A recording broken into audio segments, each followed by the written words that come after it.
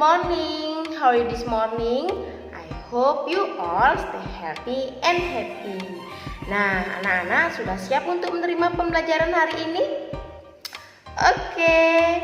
Nah, anak-anak pernah tidak mendengar pepatah di mana bumi dipijak, di sana langit dijunjung? Nah, pepatah ini bermakna di mana kita berada pada suatu tempat yang baru, maka hendaknya kita dapat menyesuaikan diri atau beradaptasi dengan lingkungan. Nah, anak-anak, hal ini juga berlaku bagi tumbuhan agar keberlangsungan hidupnya terjamin. Tumbuhan juga harus dapat beradaptasi menyesuaikan diri dengan kondisi lingkungan tempatnya hidup. Oke, hari ini Miss akan menjelaskan tentang materi tematik tema 2, subtema 1, pembelajaran 1, muatan IPA, yaitu tentang adaptasi pada tumbuhan. Nah, untuk lebih jelasnya langsung saja simak penjelasan berikut ini. Nah, hari ini kita akan belajar tentang adaptasi, yaitu penyesuaian diri tumbuhan terhadap lingkungan. Nah, tahukah anak-anak apa itu adaptasi? Adaptasi merupakan kemampuan makhluk hidup dalam menyesuaikan diri dengan lingkungannya. Nah, kenapa makhluk hidup beradaptasi? Yaitu yang pertama untuk berlindung atau mempertahankan diri dari gangguan musuh, untuk tetap mendapatkan makanan, air atau udara, untuk bertahan dari berbagai perubahan suhu, cahaya, panas atau gangguan lingkungan lainnya. Dan tujuan utama makhluk hidup beradaptasi adalah agar dapat bertahan hidup dan menjaga spesiesnya agar tidak punah. Nah, proses adaptasi berlangsung dalam jangka waktu yang lama. Hal yang dapat kita amati adalah hasil dari adaptasi. Adaptasi mengakibatkan perubahan pada makhluk hidup. Berdasarkan perubahannya, adaptasi dapat dibedakan menjadi 3, yaitu yang pertama, adaptasi morfologi, yang kedua, adaptasi fisiologi, dan yang ketiga, adaptasi tingkah laku. Nah, yang pertama, adaptasi morfologi, yaitu penyesuaian diri makhluk hidup terhadap kondisi lingkungannya melalui perubahan pada bentuk tubuh atau salah satu organ tubuh, dan perubahan ini terjadi secara perlahan dan dalam waktu yang sangat lama. Yang kedua, adaptasi fisiologi, yaitu penyesuaian diri makhluk hidup terhadap kondisi lingkungannya melalui perubahan bentuk dan fungsi organ tubuh bagian dalam. Adaptasi fisiologi sulit untuk dilihat langsung.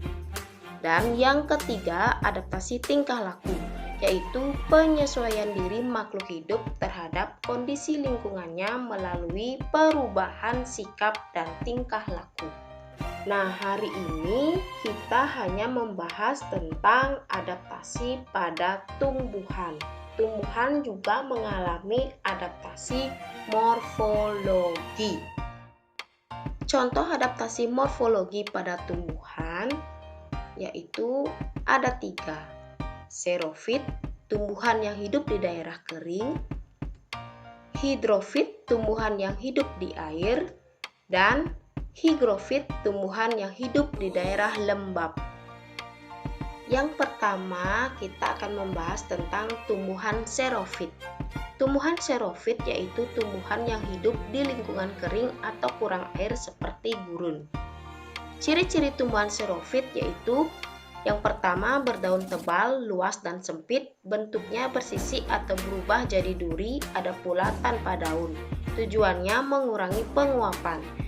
Yang kedua, semua tubuhnya tergolong daun tertutup yang terlapisi lapisan kutikula atau lapisan lilin.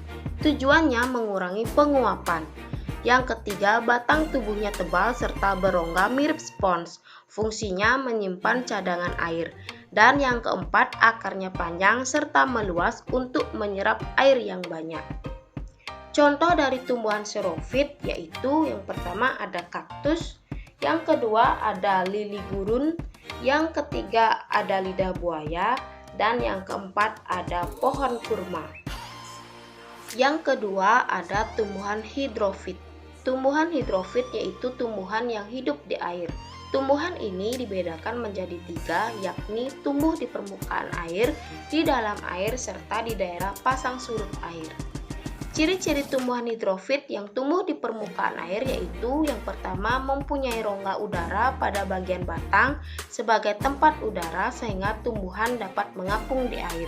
Yang kedua, mempunyai daun yang lebar dan tipis serta stomata yang banyak untuk mempercepat penguapan. Contoh dari tumbuhan hidrofit yang tumbuh di permukaan air yaitu ada teratai, ada eceng gondok, dan ada kiambang. Nah, selanjutnya ciri-ciri tumbuhan hidrofit yang tumbuh di dalam air yaitu mempunyai dinding sel yang tebal dan kuat. Fungsinya mengurangi osmosis atau penyerapan air dalam sel.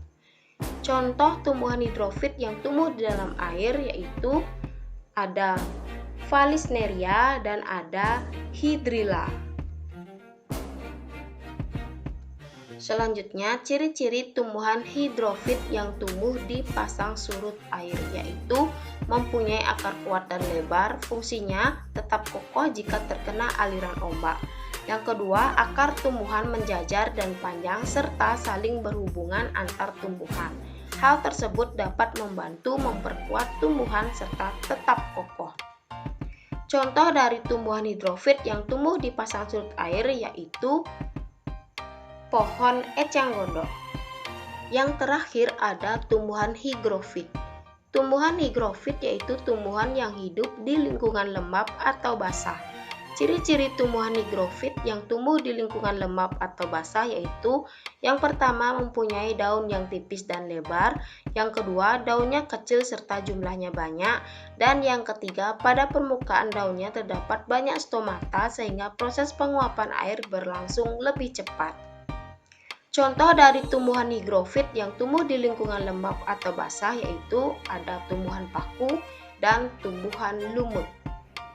Nah, anak-anak, itu tadi penjelasan tentang adaptasi pada tumbuhan. Jadi, yang harus dilakukan tumbuhan agar dapat bertahan hidup untuk menjaga keberlangsungan hidupnya harus dapat menyesuaikan diri dengan lingkungan atau beradaptasi. Oke, demikianlah pembelajaran kita hari ini. See you next time, student. Goodbye.